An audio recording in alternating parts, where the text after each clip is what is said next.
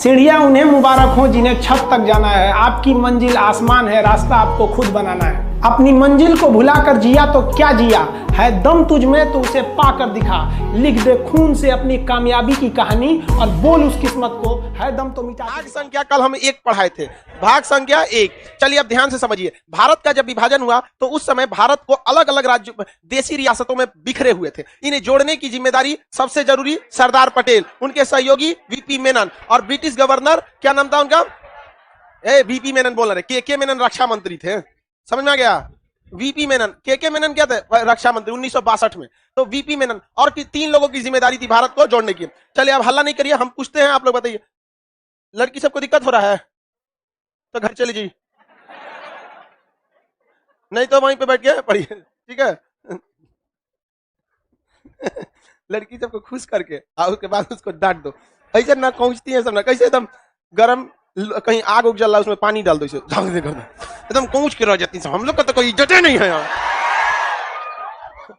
भाई पूरे हिंदुस्तान में लड़कियों का पक्ष लेने वाले बहुत लोग लड़कियों का पक्ष लेंगे, ऐसे ऐसे। अकेले लड़कों की जिम्मेदारी हमारे ऊपर, और हम उस जिम्मेदारी को बखूबी निभाते हैं। कोई कमी करते हैं, पूरा पूरा समर्थन करते हैं कि नहीं, और आप लोग का भी तो करते हैं समर्थन,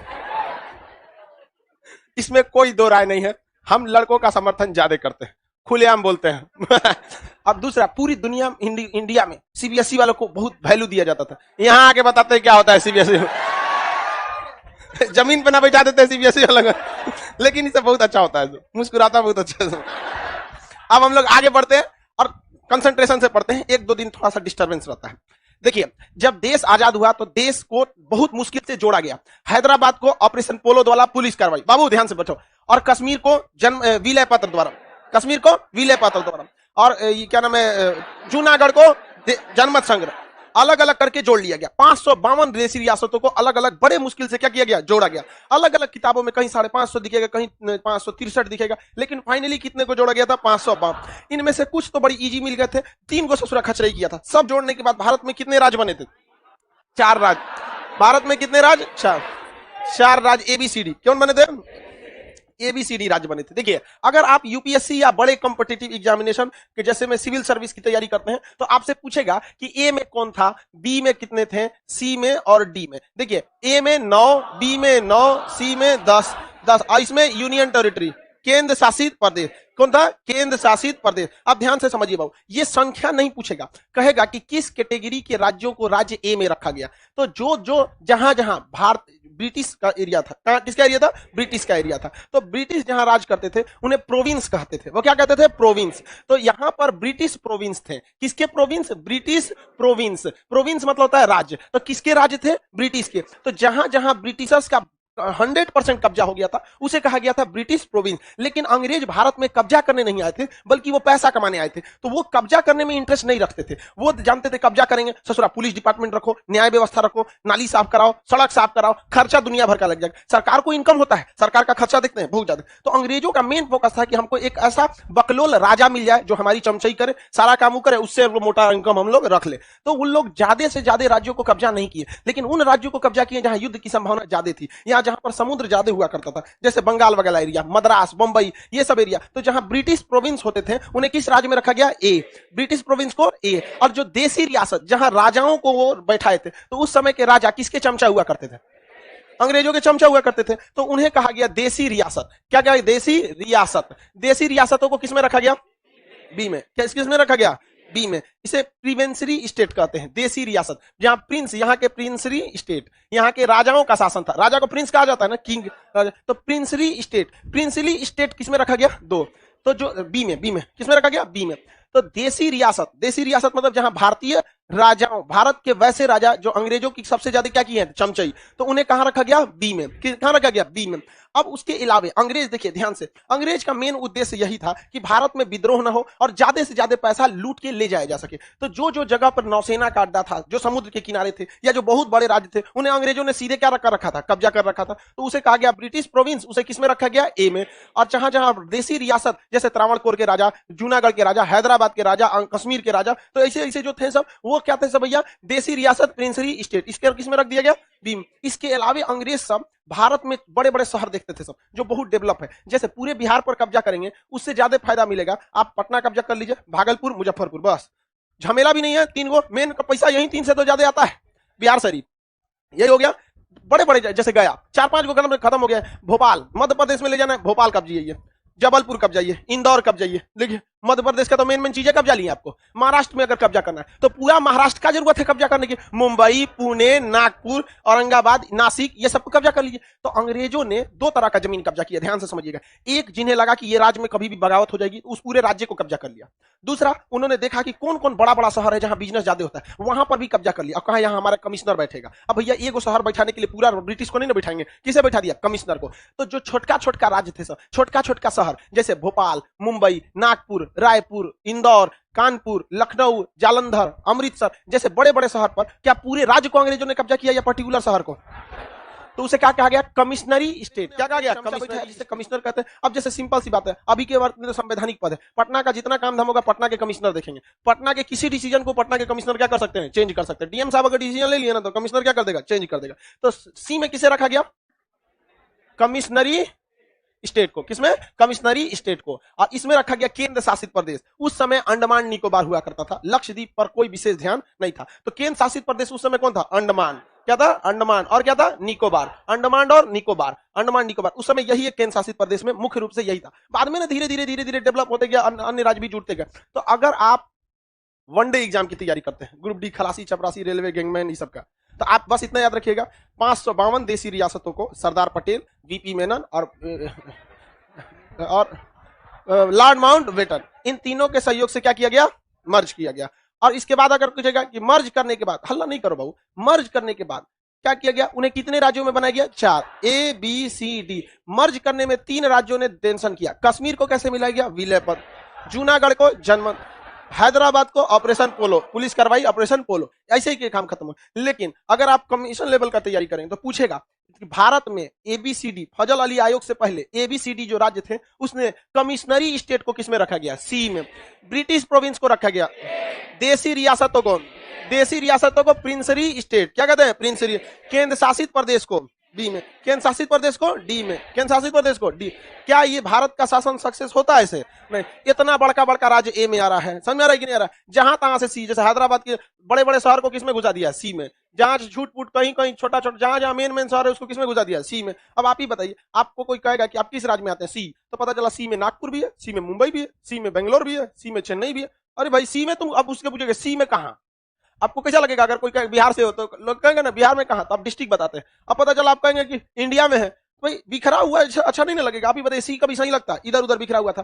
तो इसके लिए भारत में विरोध होना चालू हो गया, किसके लिए, ऐसे राज्यों के बनावट के लिए। तो इसको मिटा दे, लिखने के लिए आपको मटेरियल कल देंगे, एक चैप्टर खत्म होगा, एक चैप्टर का आपको पीडीएफ मिलेगा। तो इसके लिए क्या होने लगा बाबू, विरोध होने लगा कि हमको एबीसीडी नहीं चाहिए। तो कहा गया कि इस तरह से बांटिए राज्यों को कि एक जैसे लोग एक जगह पे रहे, या तो कल्चर के हिसाब से मिलाइए, या तो उनके खान पान के हिसाब से मिलाइए, नहीं तो भाषा के। तो कल्चर का पता करना काफी मुश्किल होता है, किसका कल्चर कैसा है। अब इसमें अलग अलग लोगों का अलग अलग कल्चर होगा, अलग अलग रहन सहन खान पीन होगा, लेकिन भाषा के आधार पर आप क्या कर सकते हैं, इजीली पहचान सकते हैं। यहाँ पर नॉर्मली सारे लोग को हिंदी, भोजपुरी, मैथिली, मगही सब टाइप की भाषा आती होगी, समझ में आ गया कि नहीं आ गया? तो उन लोगों ने कहा कि भाई सबसे इजी रहेगा किस आधार पर, भाषा के। भाषा के आधार पर इसलिए कहा गया क्योंकि भाषा के आधार पर पहचान करना काफी सिंपल होता है, समझ में आ गया कि नहीं गया? इसमें कोई है जो हिंदी नहीं जानता है? ऐसा कौन बैल है, सब जानता। बंगाली कितने लोग जानते हैं? बहुत लोग इसमें बंगाली भी जानते हैं, तो क्योंकि बिहार से सटा हुआ है बंगाल, यहाँ पर इजीली पता कर सकता है आदमी भाषा के आधार पर तुरंत सर। अब हम कह देंगे इसमें बिहार का कल्चर कितने लोग के पास है, सबके पास। यूपी का कल्चर, भैया यूपी बिहार में सेम कल्चर है, दिक्कत हुआ कि नहीं हुआ? अब वही भाषा के लिए बताते तो तुरंत लोग बता देते। तो इसके लिए बनाया गया, सुप्रीम कोर्ट के एक जज थे जिनका नाम था एस के धर आयोग। 1948 में रिपोर्ट दिए थे लोग अगले साल। एस के धर ने, किसने? एस के धर ने कहा कि देखिए बाबू टारगेट का मटेरियल है, टारगेट के मटेरियल है, फाउंडेशन का नहीं है, उसमें मत देखो, उसको छोड़ दो, उसको छोड़ दियो, यहां देखो ध्यान से, ठीक है बाबू? जो चीज हम बता रहे हैं वो टाइपराइटर लिखा है 1914 में, यहां कौन लिखा है, कौन सही है? वो टाइपराइटर से कभी भी मिस्टेक हो सकता है, समझ में आ गया कि नहीं आ गया? राइटिंग डिस्टर्ब हो गया वहां पे, इसलिए ए तू लोगों की कॉपी पलटती है, बंद करो इसको, सामने में बैठिए लोग कुछ देंगे। इसके धर रिपोर्ट कब दिए? गोली मारिया। रिपोर्ट कब दिए? अगले साल। तो कंफ्यूजन में नहीं रहिए, कभी कभी क्या देता है? गठन देता है, और कभी कभी क्या देता है? रिपोर्ट। तो ये हो गया इसके धर। इसके धर ने कहा कि देखिए भाषा के आधार पर आप राज्यों का गठन नहीं कीजिए। एक और समिति का गठन किया गया, पंडित जवाहरलाल नेहरू, वल्लभ भाई पटेल, पट्टाभी सिद्धारमैया। तो इसे सिद्धारमैया पीवी जवाहरलाल नेहरू, पंडित जवाहरलाल नेहरू नहीं, जवाहरलाल नेहरू, वल्लभ भाई पटेल, पट्टाभी सिद्धारमैया समिति 1948। इन्होंने भी कहा कि भाषा के आधार पर राज्यों का गठन सही बात नहीं है। ले अभी क्वेश्चन क्या है? भाषाई आधार पर गठित होने वाला पहला आयोग एसके धर है। क्या इसने कहा, जैसे लोगों का कहना था शुरुआत से ही कि गुजरात बोलने वाले को गुजराती, जहां गुजराती बोला जा रहा है गुजरात, जहां मराठी बोला जा रहा है वहां महाराष्ट्र। पहले ये एक में था, यहां से लेकर ये पूरा एक में था। इसको कहा जाता था बंबई। क्या कहा जाता था? बंबई। क्या दिक्कत होता था कि नहीं होता? तो वहां के लोगों का कहना था कि देखिए भैया, इसमें जहां तक महाराष्ट्र मराठी बोला जा रहा है उसको क्या बना दीजिए? महाराष्ट्र। और जहां गुजराती बोला जा रहा है उसको क्या बना दीजिए? गुजरात। उसमें नीचे ये आंध्र प्रदेश वाला कहता था कि इसको क्या बना दीजिए? तेलुगु। कर्नाटक वाला कहता था कन्नड़ बोलते हैं, कन्नड़ बनाइए। और यहाँ आंध्र प्रदेश वाला, तमिलनाडु वाला कहता था तमिल बोलते हैं, तमिल बनाइए। तो यहाँ तो पहले ससुरा तुम लोग सब आओगे ए बी, किसमें? देसी रियासत में, बी में जाओ। अब पगला गया यहाँ पर, कैसे होगा? तो सरकार कोई भी डिसीजन अपने मन से नहीं लेती है, एक प्रॉपर कमेटी बनाती है, उस कमेटी की रिपोर्ट आती है, उस रिपोर्ट पर गहन अध्ययन किया जाता है, सही है या नहीं है, गवर्नमेंट इतना इस चीज को इंप्लीमेंट कर पाएगी या नहीं कर पाएगी। तो इसके धर उन्होंने क्या कहा? भाषा के आधार पर राज्यों को मत बनाए। इसका विरोध चालू हो गया। तब बनाया गया किसको? पंडित जवाहरलाल नेहरू। और देखिए जैसे जवाहरलाल नेहरू, वल्लभ भाई पटेल, पट्टाभी सिद्धारमैया। आगे पढ़ाएंगे कि पट्टाभी सिद्धारमैया को कांग्रेस का ऐतिहासिक मतलब इतिहासकार कहा जाता है। तो जवाहरलाल नेहरू, वल्लभ भाई पटेल, जवाहरलाल नेहरू, वल्लभ भाई पटेल, पट्टाभी सिद्धारमैया। समिति का नाम जेवीपी। कौन समिति? जेवीपी। जेवीपी समिति ने भी कहा कि भाषाई आधार पर राज्यों का गठन ठीक बात नहीं है। लेकिन बवाल चालू हो गया। गुजरात वाला कह रहा है कि गुजराती बोलने वालों का अलग गुजरात होना चाहिए, महाराष्ट्र वाला कह रहा है कि मराठी बोलने के लिए अलग महाराष्ट्र होना चाहिए। इसी को बवाल हुआ। इधर तेलुगु भाषा बोलने वाला कह रहा है कि हमारा अलग से आंध्र प्रदेश होना चाहिए। क्या होना चाहिए? अलग से आंध्र प्रदेश होना चाहिए। इसमें एक भूख हड़ताल पर बैठ गया पेट्टू श्रीरामुलू। कौन बैठ गया? पेट्टू श्रीराम, पेट्टू श्रीरामुलू, पेट्टू श्रीरामुलू, रामलू। ये कहा कि भैया हम तेलुगु भाषा बोलते हैं, हमें रखा गया है महाराष्ट्र के साथ, हमें रखा गया है गुजरात के साथ। हम एक के राज्य में तनी सा दूर जाते हैं तो भाषा चेंज हो जाता है, तनी और हिल जाते हैं तो और भाषा चेंज हो जाता है। भैया हमको वहीं तक रखो जहां तक हम लोग की भाषा है। हम थोड़ी ना तुमसे कह रहे हैं कि देश से विभाजन कर दो। पता है कि भारत एक राज्यों का क्या है? यूनियन है।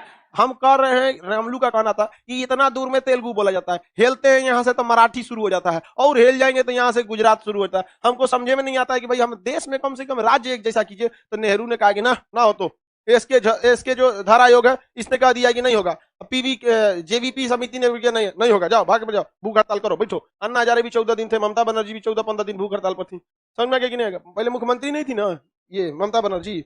तो बंगाल में टाटा कंपनी ने सिंगरूर में बहुत बड़ा टाटा का कारखाना लगाया था, उसमें किसानों की जमीन चली गई थी। आई भूख हड़ताल पे बैठ गए। किसान इमोशनल होता है, समझ गया आई कि ममता बनर्जी बहुत अच्छी है, इमोशनल गेम खेल दी और उसके बाद क्या बन गई? सीएम। अभी तो और भयानक बहुमत से चलाई, इस बार तो और खतरनाक बहुमत से चलाई। तो अपना तो पेट्टू श्रीरामुलू को क्या किया? भूख हड़ताल पर बैठा दिया। भूख हड़ताल पर आप खाना नहीं खा सकते लेकिन पानी पी सकते हैं, ग्लूकोज पी सकते हैं, खाना अन्य नहीं खा सकते।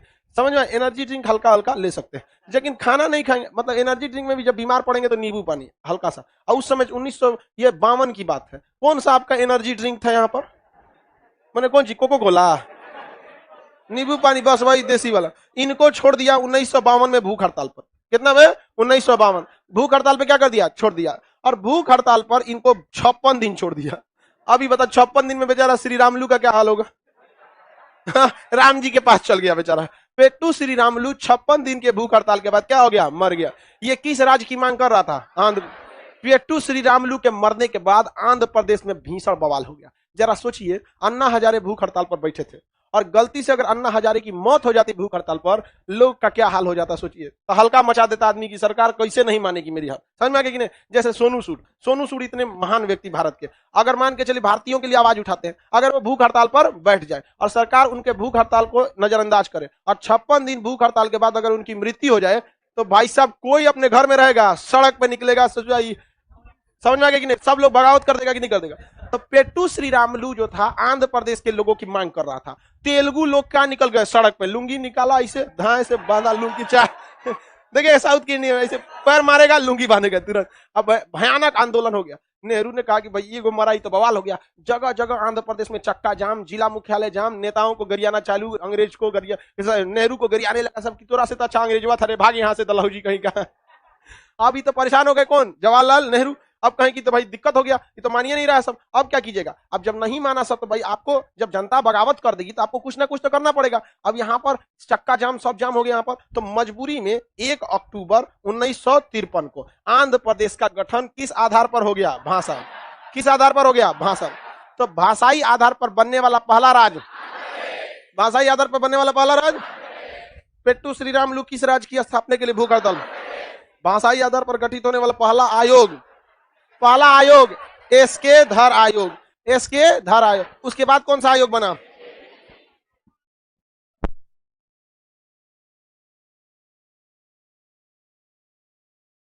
दूसरा आयोग कौन बना, जेवीपी। क्वेश्चन पूछ देगा इनमें से कौन सा व्यक्ति जेवीपी समिति का सदस्य नहीं था। तो आपको कितने का याद रखेंगे नहीं था, याद रखिए 3 को कौन था, उसके सिवा कोनो मिले उसको क्या कर दीजिएगा, छाट दीजिए। जवाहरलाल नेहरू थे, पट्टाभी सीतारामैया, बाल गंगाधर तिलक, कौन थे, वल्लभ भाई पटेल। इन्होंने क्या भाषाई आधार पर राज्यों को मान्यता दिया, भाषाई आधार पर राज्यों को मान्यता नहीं दिया। भाषाई आधार पर गठित होने वाला पहला राज्य आंध्र प्रदेश। कब बना था, 1 अक्टूबर 1953। अब बाकी के राज्य क्या चुप बैठेंगे। गुजरात कहा कि जब उसको मिलतो तो हमको क्यों नहीं मिलतो, केम छो। गुजरात कहा कि मेरा भी रहेगा, महाराष्ट्र कहा कि हमारा भी रहेगा, कन्नड़ कहेगा कि तो हमरो रहेगा, बिहारी करा था हमको न छांट के लो हमरो तो यहां से बिहार भी बोलने लगा। पंजाब वाला कहा कि अय सगा पुत्र इथे रख उन लोग का अलग भाषा होता है। पंजाब किसका, मेरा। अब सरदार लोग, अब जवाहरलाल नेहरू जो थे ना पगला गए, कहे कि सचरा एक जगह का विवाद शांत करने के लिए हम आंध्र प्रदेश बनाए थे, ये तो महाबवाल हो गया, पूरे राज्य में इसका क्या हो गया, बवाल। अब उन्होंने पूरे देश को, जनता को संबोधन किया। उस समय टीवी भी नहीं था, रेडियो पे आते थे लोग। देश की जनता, आपसे हाथ जोड़कर विनम्र निवेदन है कि देश को शांति बनाए रखें। आप लोग की मांग को ध्यान रखते हुए हम सुप्रीम कोर्ट के सबसे तेज तरार जज खान बहादुर सर सईद फजल अली आयोग का गठन करते हैं। समझ गया, पूरा नाम क्या था, खान बहादुर सर सईद फजल अली। लास्ट का बस याद रखेगा, कौन सा, फजल अली। हाँ, फजल अली। तो फजल अली आयोग का गठन कब हुआ, 1953 में। 1953 में फजल अली आयोग से कहा गया, देख फजल अली भाई जज साहब, आप समझिए, टाइम लीजिए अच्छा से, जल्दबाजी मत कीजिए। एगो तो हम जल्दबाजी किए थे और श्री रामुलू मरा था, ओकरे चक्कर में हम आंध्र प्रदेश बनाए, हमको लगा विवाद ठंडा जाएगा, ये और बवाल काम कम कर दिया। तो इन्होंने किस आयोग का गठन किया, फजल अली आयोग। फजल अली आयोग की स्थापना 1953 में। गठन कब हुआ, 53 में। आयोग का नाम फजल अली। फजल अली आयोग का गठन 1953। कितने सदस्य थे, 3 सदस्य।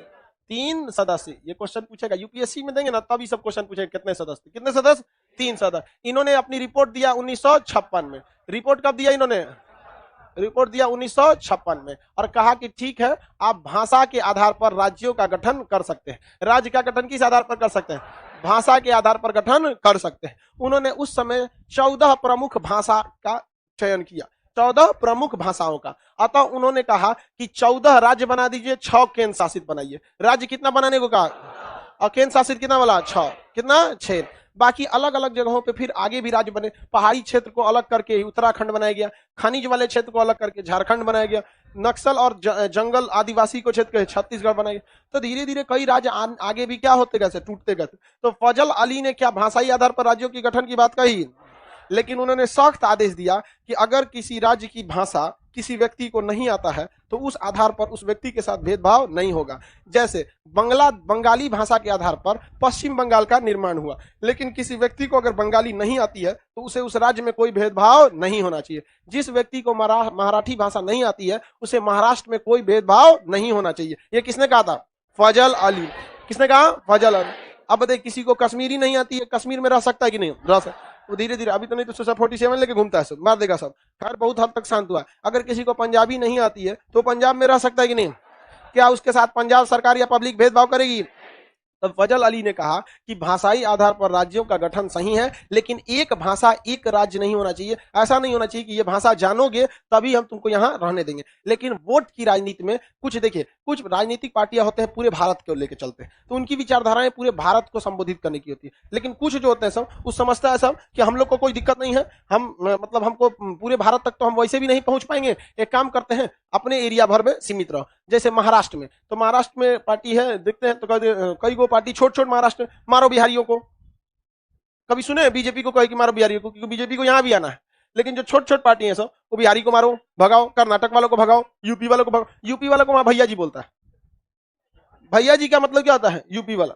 वहां किसी को बोल दो भैया जी तो कहेगा यूपी के रहने वाले। नहीं होना चाहिए, तो अलग अलग जगह पे। लेकिन ये कानूनी तौर पर फजल अली ने मना किया था। अभी बताइए, फजल अली सुप्रीम कोर्ट के क्या थे? जज थे। तो हमको क्या जरूरत है सुप्रीम कोर्ट के जज की बात मानने का? कोई आदमी मुकदमा किया आपके ऊपर कि आप जज हैं तो फैसला सुना दीजिएगा तो हम आपका बतिया मनबे करेंगे? नहीं मानेगा कोई भी। जज साहब कौन होते हैं बोलने वाले? जी आप फैसला सुनाइए, हमारा आदेश मत दीजिए। भारत केवल संसद का नियम मान सकता है, सुप्रीम कोर्ट का नहीं मानेगा। सुप्रीम कोर्ट का काम है, आप किसी दो आदमी में विवाद हो रहा है, आप विवाद का फैसला सुनाइए। आप कौन होते हैं कहने वाले कि ये सही है ये गलत है? हम लोगों ने अपना चुन के प्रतिनिधि भेजा है संसद में। 10 लाख के ऊपर एक आदमी को हम लोगों ने भेजा है। समझ में आ गया कि नहीं आ गया? तो सुप्रीम कोर्ट को कोई अधिकार नहीं है। आप तो जनता ने कहा कि हाँ बात तो सब कुछ सही है, लेकिन हम एक्सेप्ट नहीं करेंगे। इसके लिए आपको इसे संविधान में जुड़वाना पड़ेगा, क्योंकि संविधान में राज्य कैसे थे सर? ABCD। संविधान में जब ABCD लिखल है तो हम फजल अली आयोग की बात क्यों मानेंगे? तो इसके लिए संशोधन करना जरूरी होगा कि नहीं होगा? बहुत ज्यादा जरूरी होगा संशोधन करना। तो फजल अली के बात को मानने के लिए जवाहरलाल नेहरू ने 1956 में रिपोर्ट कब दिए थे? 1956। तो इन्होंने 1956 में संविधान में संशोधन किया। संविधान में क्या किया? संशोधन, अमेंडमेंट किया। संविधान में 7वां संशोधन किया। कौन सा संशोधन? 7वां संशोधन। कौन सा संशोधन? 7वां संशोधन। और भारत में भाषाई आधार पर, किस आधार पर?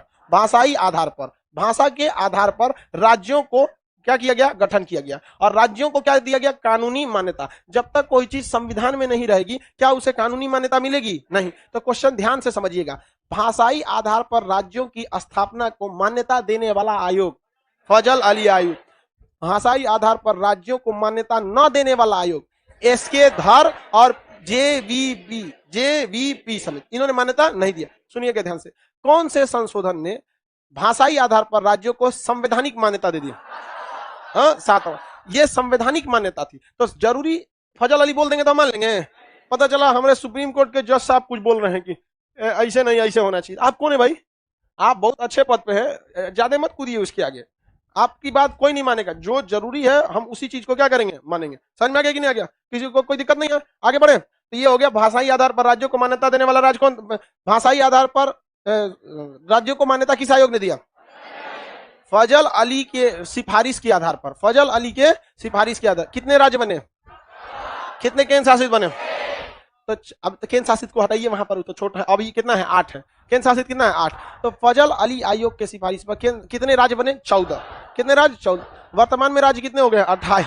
सीधे डबल हो गए हैं। कितना हो गया? डबल हो गया। तो आप ऐसे ही जोड़िए ना, 3 गो तो सन 2000 में अलग हो गया।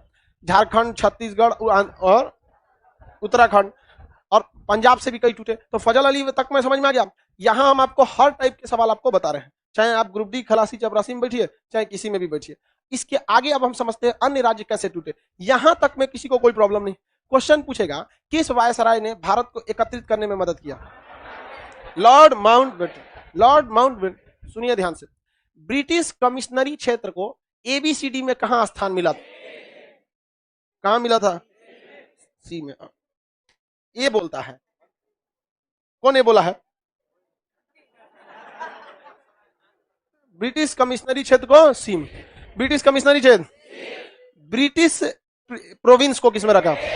ब्रिटिश प्रोविंस को देसी रियासत, देसी रियासत बोलेगा तो बी, लेकिन आप लोग मार देंगे देसी रियासत बी, वो भी जानता है एग्जामिनर भी कब फंसेगा, अंग्रेजी दे देगा।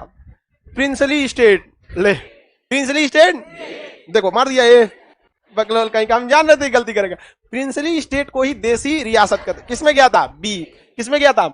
कमिश्नरी क्षेत्र, केंद्र शासित। फजल अली आयोग के आधार पर कितने राज्य बने? केंद्र शासित कितने?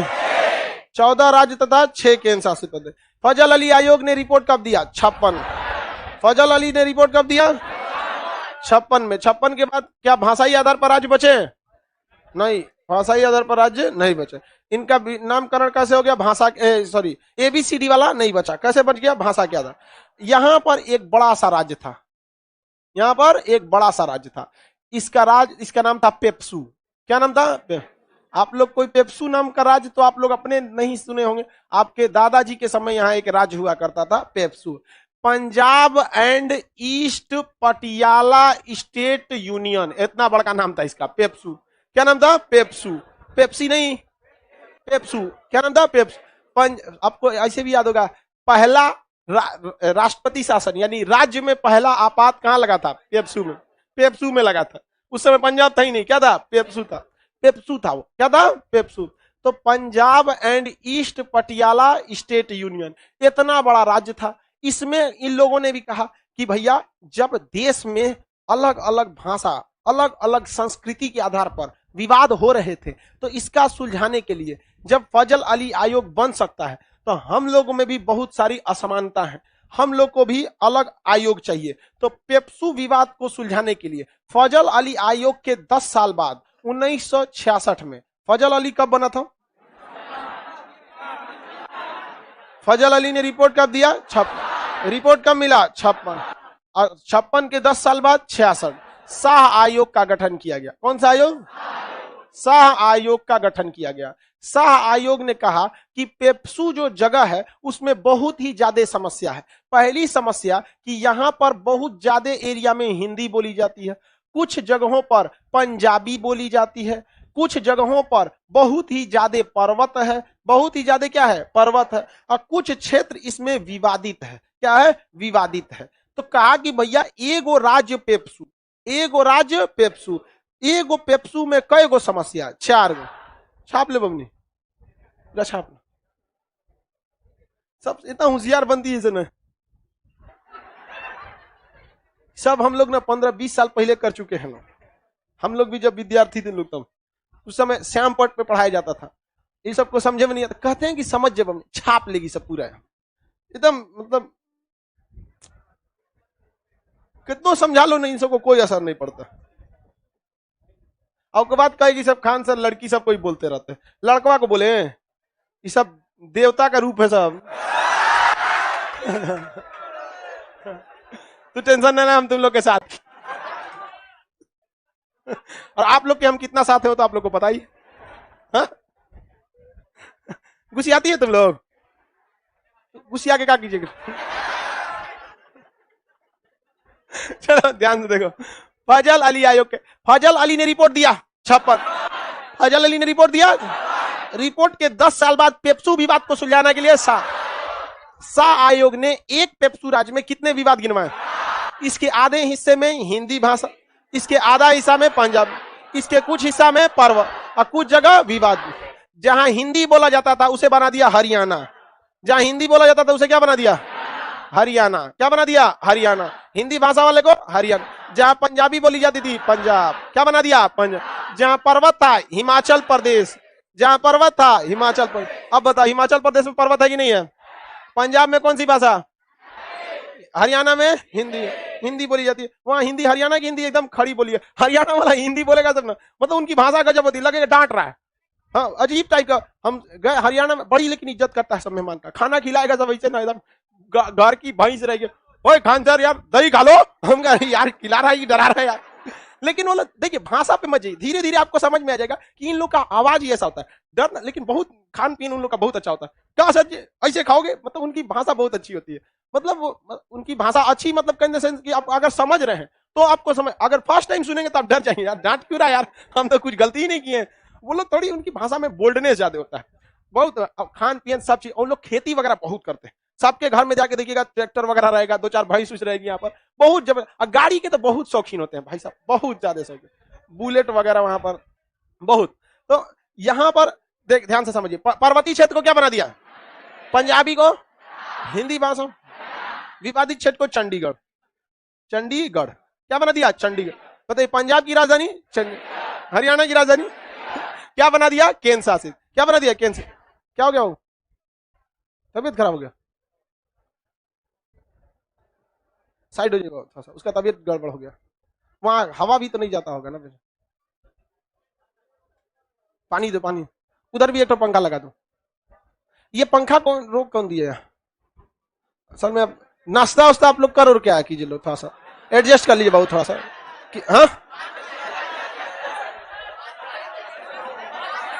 हाँ कौन घोंचू यहां आके ब्रश कर रहा था, यहां आके ब्रश कर रहा था सब। चलिए ध्यान से समझ, इतना तक समझ में आ गया। भाग संख्या 1 क्या हो गया, समाप्त।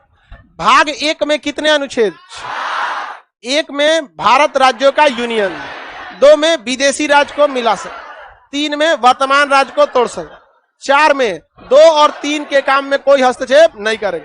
प्रारंभ में कितने देशी रियासत, 552, सबको मिलाने के बाद टोटल कितने राज्य में विभाजन, प्रिंसली स्टेट को बी, British province, commissionaries, union territory, S K Dhar और जेवीपी क्या सहमति थे, भाषाई आधार पर मान्यता, फजल अली आयोग में कितने सदस्य, गठन कब हुआ, 53, रिपोर्ट कब दिया, कितने राज्य, कितने केंद्र शासित, कौन सा संशोधन, 7वां संशोधन कब हुआ, 1906। इसके बाद फिर से 10 साल बाद किसका सुधार, पेप्सू, कौन सा, पेप्सू विवाद सुलझाने के लिए कौन सा आयोग, हिंदी भाषा के लिए, पंजाबी के लिए, पर्वतीय क्षेत्र, विवादित क्षेत्र, चंडीगढ़। किसी को दिक्कत, विलय पत्र द्वारा किसे मिलाया गया, जनमत संग्रह, पुलिस कार्रवाई, हैदराबाद को मिला लिया गया। भाग 1 में भारत संघ और उसका राज्य क्षेत्र समझ आ गया। भाग 2 में क्या चीज है, नागरिकता। भाग 2 में क्या है, नागरिक। इसमें बहुत सीए, एनपीआर, एनआरसी, एनआरआई क्या होता है, एनआरओ क्या होता है, ये सब ओवरसीज नागरिकता, दोहरी नागरिकता, एकहरी नागरिकता, एनआरसी टाइप कई सब चीजों को हम लोग समझेंगे कल के क्लास में, ठीक है। बीच में खाली कीजिए लोग, बाबू की तबीयत ठीक नहीं है, उसको निकलने दीजिए।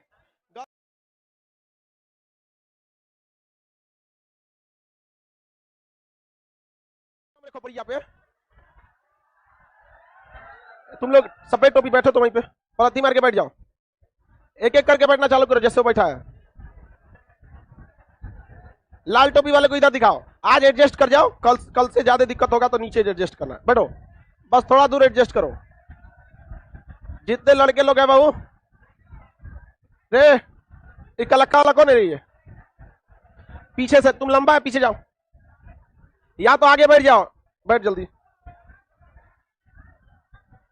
बैठो, स्टार्ट करने दो हमरा, ना तो फिर एक घोंचू आता है सामने एकदम गांव देहात से, एकदम मुंह देख रहा है कि सर उसको ना बोल रहे हैं बैठने के लिए, गरिया के बोले बैठ जो रे चोट्टा, अब बैठा है, अब बैठ रहा है, बैठ, यहां फोटानी नहीं मिलेगा, तुम काला टी शर्ट वाला उठा के फेंक देंगे नीचे, थोड़ा प्रोजेक्टर पे दिख रहा है ना, उधर देख, इधर वाले लोग जैसे जैसे एडजस्ट कीजिए। अब आगे बढ़ते हैं सब लोग, सुनिए साउंड बढ़ाओ दी पीछे का, हल्ला तुम लोग कर रहा है तो क्या करे, एक साउंड कितना करेगा, हल्ला नहीं करो आवाज जाएगा, चिल्लाओ तुम ही चिल्लाओ, उससे क्या मतलब बन रहा, हल्ला नहीं करोगे, यही माइक है, कोई अलग से नहीं रहता है, हल्ला करेंगे नहीं सुनाई देगा, शांति से रखिए, बिना माइक का भी बोलेंगे तो सुनाई देगा। 5 बजे 4 बजे सवेरे आके पूरा मोहल्ला को डिस्टर्ब नहीं करेगा आप लोग, पूरे बाहर लाइन लग गया था, सब लोग पूछ रहे आज कोनो त्योहार हो लो का, तो कह रहा है सब मोहल्ला ना खान सर के बैच हो लो यार। देखो बात समझिए, इंसान दोस्त बदल सकता है, पड़ोसी नहीं। आपकी वजह से पड़ोस वालों को दिक्कत होता है, अगल बगल में लोगों की दुकान है, बेचारे 10 बजे दुकान बंद करते हैं, साफ सफाई करते करते 11-12 बज जाता है, उन लोग को तो कम से कम सोने दो यार। 4 बजे आके आप पॉलिटी पढ़ रहा है सब, कौन पूछ रहा है फजल अली आयोग कब बना? हमको मोहल्ला वाला कह रहा है कि सर जी ये फजल अली कौन है? हम कहे क्या हुआ? तो अगर आपका लड़का फजल अली को खोज रहा है। हम कहे नहीं नहीं खोज रहा है, उसको कल का पढ़ाए हैं। आप बाबू पूरे मोहल्ला को डिस्टर्ब नहीं करेंगे लोग। हम पूरी कोशिश में हैं कि आप लोगों को एक और हॉल जल्द से जल्द प्रोवाइड कराया जाए। अब मेरी साथ समस्या समझो, कोई भी टीचर कभी चाहेगा कि अपने बच्चों को इस तरह से जमीन पर बैठा के पढ़ाए, लेकिन आप लोग समझते नहीं हैं। अच्छा बात नहीं, लोग यार हमको चारों ओर से कहीं से नहीं छोड़ता है सर। तो हम बहुत जल्दी हॉल नंबर 6, 5 नंबर भर गया ना, तो उनसे कहें कि बाबू दिक्कत मत करो, हम बहुत जल्दी हॉल नंबर 6 लेने वाले हैं। तो वो कह रहा है आप को बुद्धि नहीं है। हम क्या बोलेगा? हम जब देख रहे हैं तो 6-7 एक के बार ना लीजिएगा। सही बोल रहा है यार। पूरा पूरा भीड़ में कह रहा है आपको बुद्धि नहीं है। बाबू देखो, थोड़ा सा शुरुआत का 1 हफ्ता दिक्कत वाला होता है, लाइव वाले आप लोग को भी थोड़ा सा दिक्कत आएगा। अब हम लोग एडजस्ट कर लेते हैं धीरे धीरे, इसी में काटेंगे।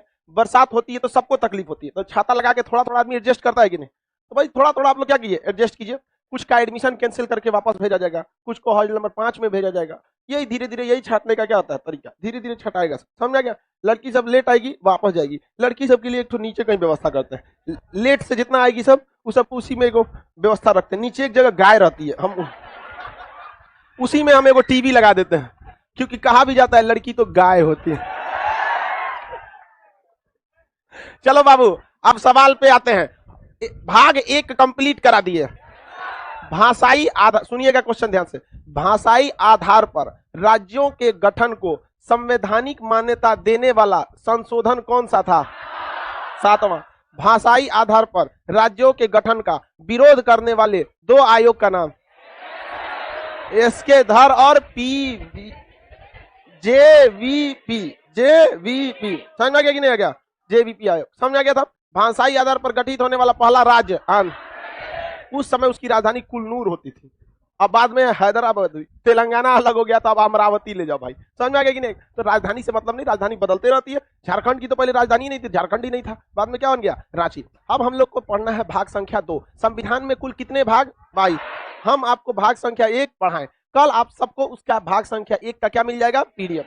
उसके बाद हम लोग क्या पढ़ाएंगे? भाग संख्या 2। आप लोग इतना भीड़ की वजह से पीडीएफ देने में भी दिक्कत होगा। जो बांटने जाएगा वो बेचारा चलेगा कैसे? खोपड़िया पे नहीं ना चढ़ेगा। तो कल हम लोग कोशिश करेंगे गेटे पे क्या कर दे, बांट दे, प्रसादी की तरह। लाइव वालों के लिए कोई दिक्कत नहीं होता, पीडीएफ यहाँ से भेज दिया जाएगा।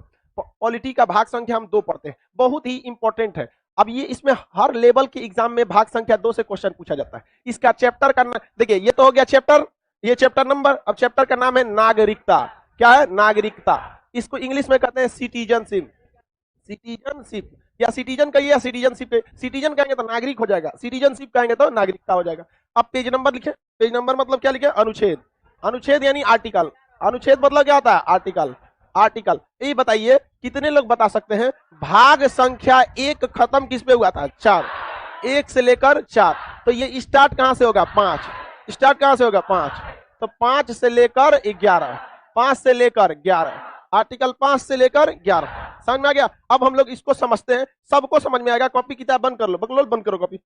यहाँ पे कॉपी किताब लिखेगा तो पढ़ेगा कहाँ? खान सर के क्लासवा में तू लोग लिखेगा, समझेगा कहाँ? भैंस के पास जाके समझो ना। यहाँ पे कोई भी चीज को समझिए ध्यान से।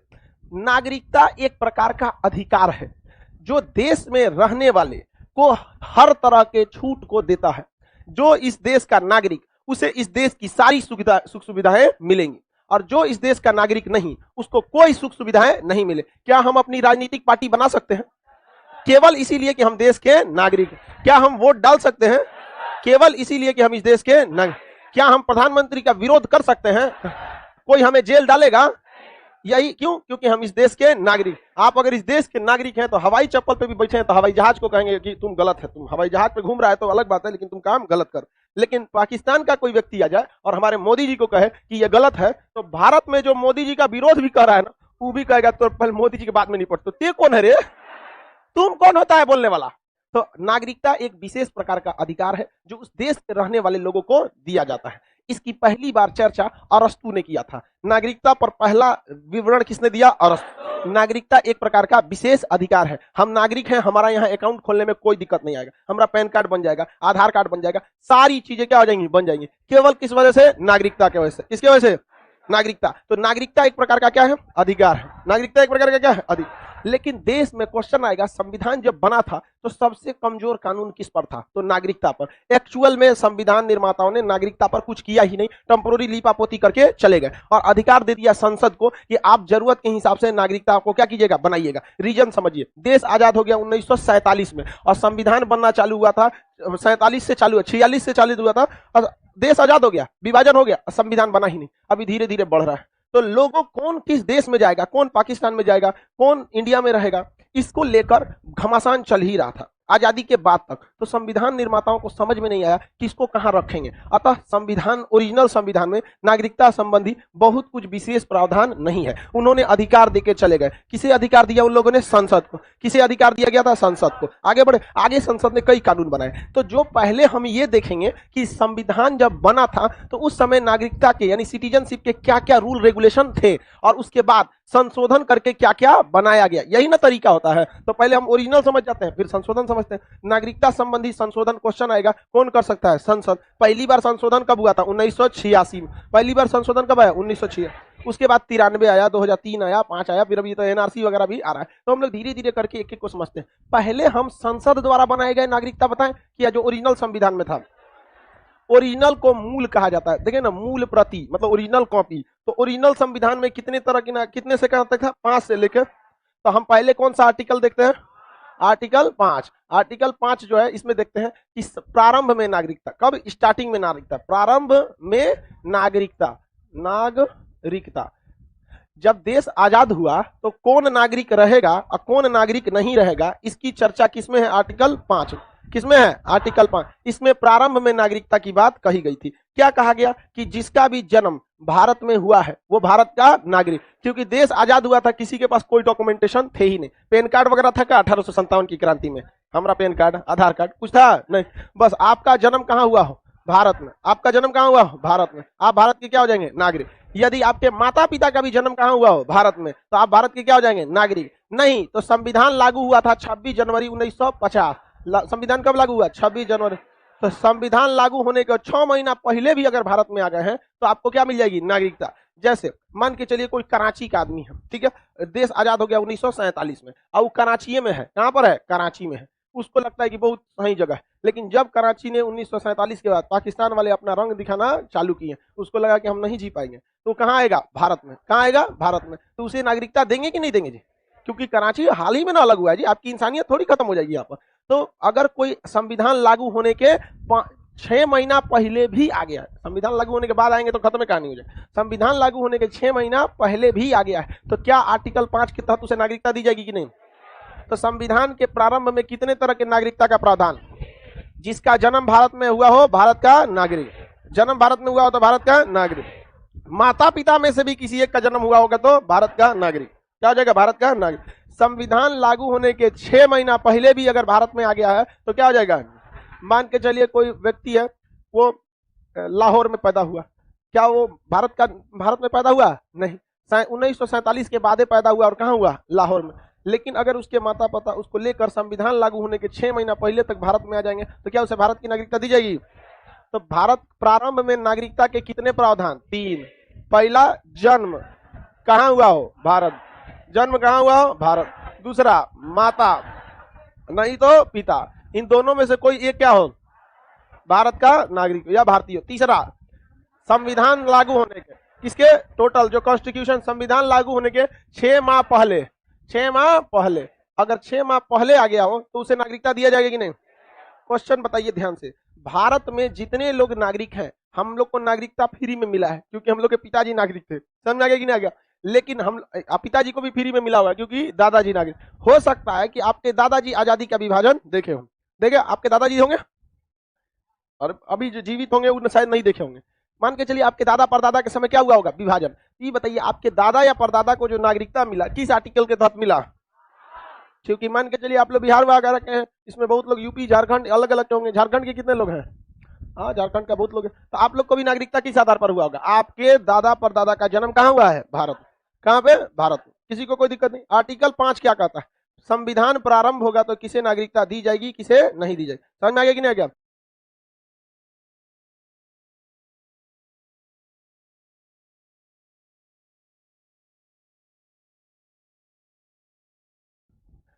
आर्टिकल 5 समझ में आ रहा है कि नहीं आ रहा? आर्टिकल 5 केवल इस बात का प्रावधान कर रहा था कि संविधान जब स्टार्ट होगा तो किसे किसे नागरिक बनाया जाएगा और किसे नहीं बनाया। आर्टिकल 6 समझे? देखिए, जब विभाजन हुआ तो पाकिस्तान से बहुत लोग भारत में आए और भारत से बहुत से लोग पाकिस्तान भी गए थे। ये दोनों देशों के लिए समस्या बन गया था कि कहां से आ रहे हैं, कहां जा रहे हैं। इसके लिए एक कानून होना चाहिए कि नहीं? तो इसी की चर्चा भाग आर्टिकल 6 और 7 में है। किसमें? 6 और 7। देखिए, आर्टिकल 6 में कहा है कि किस किस पाकिस्तानी को भारत में नागरिकता मिलेगी। ऐसा नहीं है कि आजादी के बाद जो भी पाकिस्तान से आ रहा था वो गलत ही था। लाल कृष्ण आडवाणी भी कहां से आए थे? पाकिस्तान। मोन्टेक सिंह अहलुवालिया भी पाकिस्तान से। मनमोहन सिंह भी पाकिस्तान, लाहौर से। मिल्खा सिंह पाकिस्तान। तो उन लोगों ने वो अत्याचार किया जिसका कोई कल्पना नहीं किया था। जिन्ना ने कह रहा है, वहां के नेताओं ने कहा कि सारे हिंदुओं को मत जाने दो। उनका क्या कहना था? सारे हिंदुओं को भारत मत जाने दो। कभी भारत पे अगर दबाव बनाना पड़ा तो हम इन हिंदुओं को टॉर्चर करेंगे कि भारत पे दबाव बन सके। मेंटेलिटी देख रहे हो? मतलब क्या मेंटेलिटी बना के रख दिया वहां पे। अब देखिए, भारत में हर तरह के धर्म के लोगों की आजादी है। आपसी लड़ाई व्यक्तिगत छोड़ दीजिए, किसी का जमीन को लेके है वो छोड़ दीजिए, लेकिन कभी भी इस आधार पे नहीं है कि आपको दूसरे के साथ भेदभाव किया जाएगा। लेकिन वहां पर बहुत ज्यादा नरक बना दिया, तो वहां से लोग भाग के आए और यहां से भी बहुत से लोग गए थे। अब बॉर्डर पे यहां से जो जा रहे थे, वहां पंजाब में गदर मूवी देखिएगा तो मार काट एकदम भयानक हुआ इस पर। तो वहां पे आर्टिकल 6 में कहा है कि परमिट रूल, क्या चीज? Permit rule. परमिट रूल मतलब आने जाने के लिए आपको एक परमिट, एक पर्ची पे लिखवाना पड़ेगा कि हम भारत छोड़कर अब सदा के लिए कहां जा रहे हैं? पाकिस्तान। और पाकिस्तान से अगर आ रहे हैं तो पाकिस्तान से परमिट लेना पड़ेगा कि हम पाकिस्तान छोड़कर सदा के लिए कहां जा रहे हैं? भारत। तो एक डॉक्यूमेंटेशन होगा कि नहीं होगा? तो परमिट रूल लागू हुआ आजादी के 1 साल के बाद। आजादी के कितना साल बाद है? 1 साल के बाद, 19 जुलाई 1948। 47 की 48, 1 साल बाद कहेंगे 48। तो परमिट रूल लग गया। 19 जुलाई 1948 से पहले बॉर्डर एकदम छुट्टा खेत था, जिसको मन भारत हेल जाओ, जिसको मन पाकिस्तान हेल जाओ, कोई दिक्कत नहीं। परमिट रूल को लागू किया गया 19 जुलाई 1948। अब आपको भगवान बुद्धि दिया है तो ये बताओ, परमिट रूल लागू होने से पहले अगर कोई भारत में आ गया तो उसका कोई रिकॉर्ड है? तो परमिट रूल लागू होने से पहले यदि कोई पाकिस्तानी भारत में आ गया, उसको कोई दिक्कत नहीं है, उसे नागरिकता ऐसे ही दे दी जाएगी, क्योंकि परमिट है ये नहीं है। वो कह देगा हम ये क्या है, समझ क्या? कहेंगे कागज दिखाओ तो अंग्रेजवा घर चला दिया मेरा, आजादी की लड़ाई लड़े थे अभी हम ही सवाल पूछेगा। हमारे यहाँ एक आदमी है, उनका पत्नी से नहीं जमता था। 1947 की बात है, दादाजी के मित्र थे वो। मेरे दादाजी तो खैर अब दुनिया में नहीं रहे। तो 1947 की लड़ाई जब चल रही थी यहाँ पे, तो वही 46 के आसपास का दौर था, 1946 से 47। उनके पत्नी से नहीं जम रहा था, मार हो गया पति पत्नी में। अब ई 2-3 लाठी दिए तो पौंसुल होता है ना, जिससे ऐसे मछली उछली बना है, ओकरा से इनको दे दी, ये कट गया, इसे भीषण बवाल हो गया वहां पर। लेकिन ये दोनों समझदार था, सब देखा सब क्या हो, जाके लिखवा दिया सब, अंग्रेजों से लड़ाई हुआ है, देखिए इसे मार के कपार फाड़ दिया ऐसे वहां। तो उसको थाना में उसका नाम दिया गया, अंग्रेज से लड़ाई में क्या हुआ है, पिटाया है यहाँ पे। अब उसका थाना में अभी भी जाइएगा ना तो उसका लिखा रहता है रिकॉर्ड में कि स्वतंत्रता की लड़ाई में ये भी पिटाया है, जबकि पिटाया किससे था? पत्नी से पिटाया। उसकी पत्नी भी 2-3 लाठी किससे पिटाई थी? पति से। उसका भी नाम है कि आजादी की लड़ाई ये भी लोग लड़े हैं। उनको कोई फंक्शन वंक्शन होता था ना शुरू में तो बुलाया जाता था, स्वतंत्रता सेनानी की तरह आइए यहाँ। समझ आ गया कि नहीं आ गया? लेकिन अभी के वक्त में आप पत्नी से पिटाए हैं तो चुपचाप रह जाइए, कोई स्वतंत्रता सेनानी नहीं। लेकिन वो भी एक तरह का आजादी का जंग है। तो बताइए, परमिट रूल समझिए ध्यान से, लागू कब हुआ था परमिट रूल? 19 जुलाई 1948। 19 जुलाई 1948 से पहले जो भी पाकिस्तानी आया उसके लिए कोई टेंशन नहीं है। जो इसके पहले आया, बताइए, जो इसके पहले आया उसके लिए क्या चीज है? No tension, no tension. लेकिन जो इसके बाद आया 19 जुलाई 1948, जो उसके बाद आया, तो आधा संविधान लिखा जा चुका था, पूरा लिखा गया 1950 में फाइनल हुआ पूरा, समझ गया? लेकिन आधा लिखा गया था। तो कहा गया कि परमिट रूल के बाद जो भी पाकिस्तानी आता है उसे डायरेक्ट नागरिकता नहीं मिलेगी। इस परमिट रूल के कौन आएगा? बाद। तो उसे 6 माह का क्या करना पड़ेगा? रजिस्ट्रेशन करना पड़ेगा। फिर क्या करना पड़ेगा? रजिस्ट्रेशन। एगो फॉर्म दिया जाएगा, क्या दिया जाएगा? एगो फॉर्म, और कहा जाएगा लिखिए कि परमिट रूल, इस पे फोटोकॉपी करके लगाइए कि हम यहाँ से क्या है, परमिट रूल लेके आए हैं, और कितने तारीख को परमिट मिला है, उस तारीख से आपको कितना दिन वेट करना पड़ेगा? 6 महीने। क्या करना पड़ेगा? 6 महीने। समझ में आ गया कि नहीं? ये सवाल आपसे तभी पूछेगा जब आप किसी कंपटीशन, बड़े कंपटीशन की, कमीशन लेवल की तैयारी कर रहे हैं, जैसे पीसीएस हो गया, आईएएस हो गया, यूपीएससी, सब में। ग्रुप डी, खलासी, चपरासी में ये सब चीजें नहीं पूछता, ओकरा पता नहीं परमिट रूल क्या होता है। ग्रुप डी वाले को कौन सी परमिट चाहिए? वहां पे खाली ट्रेन का पटरी देखेगा, ढीला तो नहीं है, कस दो, क्या मतलब है उसको परमिट रूल से? समझा गया कि नहीं? इतना पढ़ा के उसको ग्रुप डी में ले जाएंगे, नौकरी कर पाएगा? आप ही बताइए, ज्यादा अगर पढ़ लीजिएगा तो छोट नौकरी में मन नहीं लगेगा। परमिट रूल लागू कब हुआ था? 19 जुलाई 1948। आर्टिकल 6 कहता है कि जितना लोग परमिट से पहले आ गए वो मलाई मार लिए।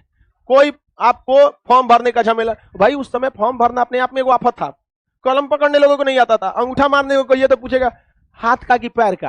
अरे पैर का कौन अंगूठा मारेगा? रे बैल था उस समय, पढ़ाई उड़ाई उतना था नहीं। तो परमिट रूल के बाद जो भी पाकिस्तान से आया उन्हें क्या भरना था? Registration form. कितना देर वेट करना था? 6। ठीक वैसे ही जैसे अभी के समय में पासपोर्ट बनवाने में झमेला होता है। समझ आ गया कि नहीं? अगर आप पासपोर्ट बनाना चाहते हैं कम से कम सबसे 2 महीना लगा देता। और आज से 10-15 साल पहले पासपोर्ट थोड़ा सा इजी था क्योंकि बहुत कम लोग बनाते थे। अभी तो हमारा 1-2 दोस्त थे, पासपोर्ट बना लिए। हम कहे बनवाए, विदेश जाना है? नहीं, बनवा लिए ऐसे ही। भाई अच्छी बात है, बनवा लिए, लेकिन लोग की मेंटेलिटी क्या हो गई? ज्यादा हमारे पास हर चीज रहना चाहिए। विदेश जाएंगे नहीं, लेकिन आपको एटीएम कार्ड वीजा का होना चाहिए। ऐसे सुनना 20,000 रुपया में अकाउंट है, आप वीजा कार्ड लेके घूमेंगे। अरे भाई क्या जरूरत है? Visa card all over world में अलाउ होता है। क्या जो आप मेट्रो लीजिए, रुपए लीजिए, आपको कौन सा विदेश जाना है, लेकिन हाँ हमारा वीजा चाहिए। लो वीजा चाहिए। तो रजिस्ट्रेशन रूल कब लागू हुआ? रजिस्ट्रेशन रूल को ही क्या कहा जाता है? Permit rule. कौन सा रूल? Permit rule. किसी को कोई दिक्कत है परमिट रूल में? अब हम बात करते हैं। देखिए, जो पाकिस्तान से आया हमने उसको नागरिकता दिया 2 आधार पर। परमिट रूल से पहले आ गया, चुपचाप तुम भारत के नागरिक। मिल्खा सिंह आए थे, तो जब मिल्खा सिंह आए तो आप देखे होंगे मूवी में कि वो लोग एक आर्मी के कैंप में बैठे हैं, अनाउंसमेंट हो रहा है कि फला आदमी आइए। किस चीज के लिए? रजिस्ट्रेशन के लिए। क्योंकि प्रारंभ में मिल्खा सिंह को लगा था कि वो पाकिस्तान में सरवाइव कर जाएंगे। उनके परिवार वालों को लगा कि ये लोग भी तो इंसान ही होते हैं, जरूरी नहीं कि 2 पैर पे चलने वाला हर आदमी इंसान ही हो। तो उन लोगों ने मिल्खा सिंह के परिवार को मार डाला था। वहां पे बहुत लोग शहीद हुए वहां पे। और जब वो लोग आए तो उन्हें कौन सा रूल फॉलो करना पड़ा? कौन सा रूल? परमिट। कितने महीने बाद नागरिकता मिलेगी? अब हम बात करते हैं आर्टिकल 7 की। किसकी? आर्टिकल 7। किसी को आर्टिकल 5 में बताइए, प्रारंभ में नागरिकता किसके द्वारा दिया गया? आर्टिकल। पाकिस्तानियों को नागरिकता आर्टिकल। क्या उन्हें पाकिस्तानी कहेंगे? नहीं कहेंगे, बेचारा मजबूर है, तो खुद भाग के आ रहा है। अभी कहिएगा कि मिल्खा सिंह को पाकिस्तानी, तो ये जन्म पाकिस्तान में हुआ, बट वो सब कुछ उनका क्या था? हिंदुस्तान में। अगर परमिट से पहले आ गए कोई झमेला, अब परमिट के बाद आए तो दूगो झमेला। पहला क्या भरिए? Form, registration form. अब कई महीना वेट कीजिए, अब 6 महीना बादो लग जाएगा। अगर भीड़ लंबा रहेगा तो आपको 7 महीना लग जाएगा, 8 महीना लग जाएगा, है कि नहीं है? तो 6 महीना तो मिनिमम कर रहा है, तो झमेला है कि नहीं यहाँ पे? अब भारत से भी बहुत सारे लोग कहाँ गए थे? पाकिस्तान। भारत से भी कहाँ चले गए थे? पाकिस्तान। तो भारत से जो पाकिस्तान चले गए थे उन लोगों की भी नागरिकता बची रहेगी। देखिए, भारत का जब विभाजन हुआ 15 अगस्त 1947, आर्टिकल 7 होगा ना? चलिए, भारत का जब विभाजन हुआ तो उस समय 15 अगस्त 1947 को, लेकिन ऐसा थोड़ी है कि विभाजन एक दिन में हो गया। इसकी प्लानिंग 6 महीना पहले से हो चुकी थी। लोगों को लग गया था कि अब भारत का क्या होगा? विभाजन। तो बहुत सारे लोग शिफ्ट होना चालू कर दिए थे 1 मार्च से। कितने से? 1 मार्च 1947। तो भारत से बहुत से लोग पाकिस्तान कब जाने लगे? 1 मार्च 1947। 1 मार्च 1947, समझ गया? तो जो लोग 1 मार्च 1947 से पहले चले गए कोई रिकॉर्ड नहीं है, लेकिन जो लोग 1 मार्च 1947 के बाद गए हैं, कहां पर? 1 मार्च 1947 के बाद कहां चले गए हैं? पाकिस्तान। लेकिन बेचारे वहां जाने के बाद उनके जीवन क्या हो गया है? नरक हो गया। देखिए, हम सबका नहीं ना, अब ऐसे कह देंगे जो भी पाकिस्तान गया, अब ये कोई 1932 का गया है, कोई 33 का गया, सबका रिकॉर्ड नहीं ना रखेंगे। एक रिकॉर्ड कब का रहना चाहिए? 1 मार्च 1947। तो जो लोग 1 मार्च 1947 के बाद कहां चले गए? पाकिस्तान। और वहां पर विभाजन के बाद भी कहां चले गए? पाकिस्तान। क्योंकि विभाजन तो इसके बाद ना हुआ। तो अगर विभाजन के बाद या विभाजन से 6 महीना पहले, तो विभाजन से लगभग 6 महीना पहले क्या आ जाएगा? मार्च। तो अगर जो भारतीय जो जन्म कहां लिया? भारत, अगर 1 मार्च 1947 के बाद, हम इसे भी कह सकते हैं कि आजादी के बाद, बात लगभग बराबर पड़ जाएगा। तो अगर वो कहां चले गए? पाकिस्तान। लेकिन अगर उनको पाकिस्तान सही नहीं लगा, उनको लग गया कि ये गलत देश में हम आ गए, अगर वो भी लौट के आएंगे तो ये उतना महान देश है कि उसके बावजूद उनको नागरिकता देगा। सोचिए, आजादी, वरना हम लोग क्या कर सकते थे? तुम ही ना गया था रे चुट्टा, तुमको कौन बोला था जाने के लिए? भाग, वहीं रहो। वहां पर वहीं रहते लोग तो अब तक घोड़ा बैल की तरह बांध के मारते रहते वहां पे। पता चला कोई आपसे, पाकिस्तान में क्या है, आपसे कोई संतुष्ट नहीं है, मार देगा। समझ में गया कि नहीं? एकदम सीधे कर मार देगा। समझ में रहा कि नहीं? आराम। उन लोग कोई ज्यादा सुनता नहीं है। एक पॉलिटी की बैच में ही, पिछले बैच में लॉकडाउन में ऑनलाइन जब पढ़ा रहे थे, तो उस समय 3 तलाक पर हाल ही में प्रतिबंध लगा था। तो करंट का सवाल था, तो हम डिसीजन बता रहे थे, जज ने क्या क्या तर्क देके डिसीजन किया। तो जज साहब ने तर्क दिया था कि जब शादी के वक्त में गवाह रहते हैं तो तलाक के वक्त में गवाह क्यों नहीं रहते। तो हम बच्चों को समझा रहे थे कि देखो सुप्रीम कोर्ट के जजों ने ऐसा ऐसा बात कहा कि जब शादी के वक्त ऐसा है तो तलाक के वक्त में क्यों नहीं है। ये वीडियो क्लिप किसी ने काट के यूट्यूब पर डाल दिया, ऐसा छाती पीट रहा था सबकी, खान सर बर्बाद कर देगा हम लोग को, कैसा कैसा सवाल पूछता है। अरे हम कैसा कैसा सवाल पूछ रहे थे, हम तो बच्चों को पढ़ा रहे थे, घोंचुओं को थोड़े पढ़ा रहे थे, हम उन्हें पढ़ा रहे थे जो जिनको समझ है सुप्रीम कोर्ट क्या होती है। समझ में कि नहीं आ गया। अब भैया उसको कह रहा है सबकी छाती पीट रहा है, बर्बाद कर देगा हम लोग को, खतरे में है इसके वजह से धर्म। अरे भैया धर्म है कि टाइटेनिक जहाज खतरे में चलाएगा। हम अपनी सामान की रक्षा कर सकते हैं कि नहीं बताओ बबुआ, ये हमारा मोबाइल है, इसकी रक्षा करने आप आएंगे कि हम आएंगे। तो दुनिया में जितना भी धर्म है ना वो भगवान का धर्म है, वो अपनी धर्म की रक्षा कर लेगा। अपने को भगवान से ऊपर मत समझिए, इतनी भी इंसान की हैसियत नहीं हो गई कि भगवान की संपत्ति को बचाने अदना सा इंसान चल गया हम धर्म बचाएंगे। बहुत बड़ा परिवार बचा ले बहुत है, धर्म बचाएंगे लोग। यहाँ पर धर्म बचा सकता है, ऊपर वाले का धर्म होता है। समझ में गया कि नहीं। रावण भी जब अत्याचार कर रहा था तो कोई आदमी गया था बचाने, कौन आए थे? राम जी। कौरवों का जब अत्याचार हुआ था तो कौन आदमी गया था? वैसे ही होगा। उसी तरह पृथ्वी पर जब भी अत्याचार होगा फिर भगवान आएंगे लोग। अब की बार आएंगे कल की महाराज साफ। समझ आ गया कि नहीं? चलो ध्यान से समझते हैं। तो पाकिस्तान वगैरह में क्या हुआ कि आप कुछ भी बोलिएगा आपकी लोगों को बात नहीं सुनेंगे। जबकि हमने किसकी बात बोला था? सुप्रीम कोर्ट के। सुप्रीम कोर्ट अब कौन सा बड़ा बात बोल दिया था? आप कह दी कि नहीं भैया धार्मिक नियम में आप ना इस ससुरा बर्बाद कर देगा। हम कौन सी बर्बाद करेंगे भाई? हम बोलने जाते हैं किसी को धार्मिक मामले में। तो 1 मार्च 1947 के बाद जो भी आया, जो अभी पाकिस्तान से कहां आया? भारत में। कहां से आया भाई? जो कहां चला गया था? भारत से पाकिस्तान गया था। भारत से कहां गया था? और अगर लौट के फिर कहां आएगा? इंडिया में। तो उसे नागरिकता देंगे कि नहीं देंगे? देंगे। उसे भी 6 महीने का रजिस्ट्रेशन करा के, कितने महीने का? 6 महीने। उसे क्या दे दीजिएगा? नागरिकता दे दीजिएगा। क्या दे दीजिएगा? नागरिकता। इसमें कौन को नागरिकता देता है? जो लोग कहां से आए हैं? पाकिस्तान से डायरेक्ट इंडिया आए हैं। पाकिस्तान से डायरेक्ट इंडिया। अगर वो परमिट से पहले आ गए कोई झमेला नहीं, परमिट के बाद आए कितनी झमेला? 2। परमिट के बाद क्या को झमेला? 2। पहला भरिए फॉर्म, दूसर का करिए वेट, कम से कम 6 महीने। भारत का अधिकारी है, ज्यादा से ज्यादा कितना झेला देता है। आप आवासीय निवास आधार कार्ड में सुधार करते होंगे तो कितना लगता हो? हम अपने आधार कार्ड में सुधार करवाएं, समझ में आ गया कि नहीं आ गया? तो उस आधार कार्ड में सुधार कराएं तो पता चला कि जुलाई में सुधार दिए थे, अभी आया है सितंबर में। सुधार होके कब आया है? सितंबर में। तो ये 5G जमाना है। तो सोचिए उस समय क्या हुआ होगा यहाँ पर। अब ये बताइए आर्टिकल संख्या 7 किसके बारे में बोलता है? आर्टिकल संख्या 7 कहता है कि जो लोग भारत को छोड़कर पाकिस्तान पर चले गए लेकिन पाकिस्तान से वापस भारत आएंगे उन्हें भी हम अपनी नागरिकता देंगे। यदि वो 1 मार्च 1947 के पहले गए हैं, कोई रिकॉर्डे नहीं है, लेकिन 1 मार्च 1947 के बाद कहां गए हैं? भारत, पाकिस्तान। लेकिन अगर लौट कर आएंगे तो भारत की नागरिकता दी जाएगी कि नहीं दी जाएगी? समझ में आ गया कि नहीं आ गया? कौन सी किताब लेकर बैठा ले छोटा तू? सब बैठा लो वहां पे, छोड़ दो सब, दिमाग कंफ्यूजन हो जाएगा। ठीक है, ज्यादा इधर उधर किताब उताब में नहीं। बहुत आजकल के लड़का सब में ना होता है कि 5 गो 6 गो किताब पढ़े। खास करके जिसको यूपीएससी का भूत सवार होगा और जिसको पीसीएस का होगा वो समझेगा कि हम पॉलिटी का कम से कम 5 गो किताब पढ़े। देख बाबू, अगर हम 10 सपोज कीजिए 1 फीट गहराई 50 जगह खोद दे तो टोटल कितना खोदे? 50 फीट। क्या पानी निकलेगा? लेकिन एक ही जगह हम कितना खोद दे? 50। पानी निकलेगा? तो आप 50 गो किताब मत पढ़िए, एक के किताब को 50 बार पढ़िए। समझ रहा है? अरे भाई यहाँ पढ़ ले, कोई दिक्कत आएगा? तू लोग जो पढ़ रहा है वो हम पढ़ के बैठा ले रे, टेंशन मत लो। यहाँ पर तू एनसीईआरटी चिल्लाएगा, हम लोग एनसीईआरटी पढ़ के बैठा ले, ऐसे ही बुढ़ा गए हम। चलो ध्यान से देखो, सुनिए ध्यान से। देखो बूढ़ा इंसान का मतलब नहीं समझता तुम। बूढ़ा का मतलब ये नहीं कि उसका उम्र ज्यादा है, बूढ़ा का मतलब ये होता है कि कितना समाज को देखा है, कितनी दूरी तक। समझ में गया? तो आप लोग अभी समाज को ज्यादा नहीं देखे, अभी दुनिया देखना बाकी है, धीरे धीरे देख लेंगे आप लोग। तो आर्टिकल 5 समझे, भारत में प्रारंभ में नागरिकता, 5 में। पाकिस्तान से भारत आए लोगों को नागरिकता 6 में।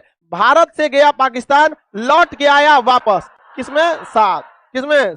अच्छा ये बताइए 8 में कह रहा है कि अगर कोई व्यक्ति विदेश में जाता है, कहाँ जाता है? विदेश जाता है। कहाँ जाएगा? विदेश। अब विदेश जा रहा है, वो घूमने के लिए यानी पर्यटन के लिए भी जा सकता है, नौकरी के लिए भी जा सकता है, या फिर वो शिक्षा के लिए भी जा सकता है, पढ़ने भी जा सकता है, शिक्षा के लिए भी जा सकता है, किसी चीज के लिए जा सकता है विदेश में। तो क्या विदेश चला गया और वहां वो नौकरी कर रहा है, 2-4 साल 6 महीना नौकरी कर रहा है, अब मान के चलिए पति पत्नी दोनों गए, वहां उनका बच्चा हुआ, तो क्या उस बचवा को नागरिकता देंगे कि नहीं देंगे जी? अरे भाई बसने थोड़ा गया था, नौकरी करने गया। हमारे यहाँ से 55 लाख से ज्यादा लोग विदेशों में काम करते हैं, 55 लाख से ज्यादा लोग, क्या उनकी नागरिकता छीन लेंगे? हमारे यहाँ लाखों लोग विदेश पर्यटक घूमने जाते हैं, मालदीव, श्रीलंका, इधर उधर दुनिया भर का, कोई बांग्लादेश जाएगा, कोई अमेरिका जाएगा, समझ में आ गया कि नहीं आ गया? क्या नागरिकता छीन लेंगे? नहीं छीन सकते। तो विदेश भ्रमण या विदेश नौकरी या विदेश में कुछ भी करने पे क्या नागरिकता छीनी जा सकती है? नहीं। हम विदेश चले जाएंगे, हमारी नागरिकता छीन लेंगे जी? नहीं छीन सकते। समझ आ गया कि नहीं? हाँ, बशर्ते आपको जाने के लिए पासपोर्ट होना चाहिए। पासपोर्ट ये बताता है कि आप भारत में कोई बहुत बड़ा क्राइम नहीं किए हैं, आपको हम अनुमति देते हैं। और उस देश में आने का क्या होना चाहिए? वीजा होना चाहिए। समझ में आ गया कि नहीं? हमको अमेरिका में लेक्चर था इंडियंस के लिए, हमारे पास पासपोर्ट नहीं था, हम जाए कैसे? तो हमको वीडियो कॉन्फ्रेंसिंग में क्या करना पड़ा? वीडियो कॉन्फ्रेंसिंग करके एकदम बढ़िया से वीडियो कॉन्फ्रेंसिंग कर दिया। ऐसे हॉल था वहां पर, वहां कैसे लाइव वालों को यहाँ से देख लेते हैं, दिख रहा है बकलवा, दिख रहा है लाइव वाला, यहाँ से हम लोग सब देख लेते हैं। तो वीडियो कॉन्फ्रेंसिंग से क्लास ली। और अगर भाई वीजा पासपोर्ट रहता तो वहां चल जाते हैं वहां पे, लेकिन ठीक माहौल भी नहीं था वहां पर, क्योंकि कोरोना पीक पर था, मई का महीना था और कोरोना क्या था? एकदम पीक पर, भयानक। भारत में 4 लाख मरीज मिल रहा था, हम कहना ना, अमेरिका वीजा भी नहीं दे रहा था भारत के लोगों को, कह रहा तुम लोग अपने कोरोना है, तो उस समय जा भी नहीं सकते। लेकिन अगर जाना है तो हमारे पास क्या होना चाहिए? पासपोर्ट। नियम के तहत जाइए, आपकी नागरिकता छीनी जाएगी? नागरिकता नहीं छीनी जाएगी। लेकिन आर्टिकल 9 में कहता है कि सटलत गइल, ट्रैक्टर के पीछे क्या लिखा है? सटलत गइल, मैंने ट्रैक्टर से दूरी बना दे रखिए, ट्रैक्टर से सट के चलेंगे तो चल गए। तो आर्टिकल 9 क्या कहता है? सटलत गइल। 8 में कहता है विदेश में घूमिए, कोई दिक्कत नहीं है, लेकिन हुआ की नागरिकता ले लिए, यहाँ वहां जाके सट गए तो यहाँ से गए। समझ में आ गया कि नहीं गया? 8 में कहता है विदेश में घूमिए और 9 में कहता है सटलत गइल। समझ में आ गया कि नहीं? अगर वहां सट गए तो यहाँ क्या खत्म? सानिया मिर्जा छुट्टा सांड की तरह लाहौर में घूम रही है। किस आर्टिकल के तहत? 8। लेकिन उसको 9 पता है सटलत गइल। अगर वो पाकिस्तान की नागरिकता ले ली, भारत का खत्म। भारत का गृह मंत्रालय टुकु टुकु देख रहा है, तू ले हुआ ले, लेकिन वो सचरी बहुत होशियार है, वहां की नागरिकता नहीं। कितना होशियार है? पति के नाम पर पूरा रौंद के रखी है पाकिस्तान और अपने नाम पर रौंद लग ले है पूरा हिंदुस्तान।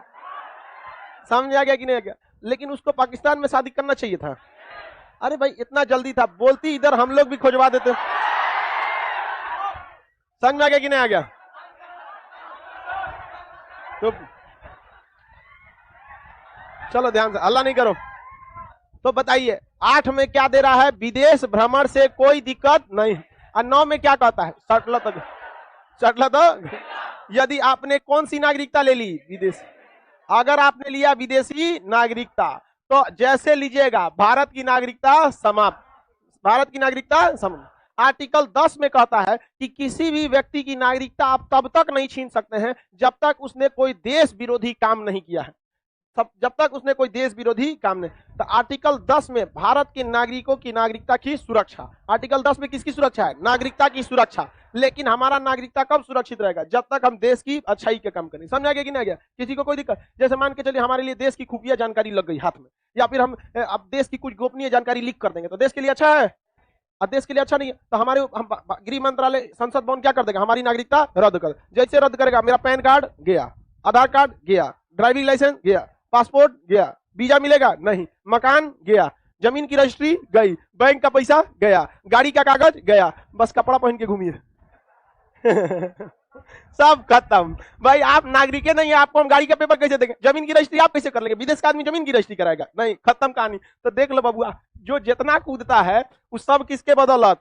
नागरिकता का। इसलिए संविधान वालों ने कहा था कि बिना मतलब किसी की नागरिकता नहीं छीन सकते, वरना मोदी जी कहते कि जितने विपक्ष के नेता हैं सबकी नागरिकता खत्म कर दो। ले कुल खत्म, कुल खत्म, व्यवस्था खत्म। आप विदेश के नागरिक हो, अगर आपके पास नागरिकता नहीं है आप प्रचार चुनाव में नहीं कर सकते, किसी का विरोध नहीं कर सकते यहाँ पर।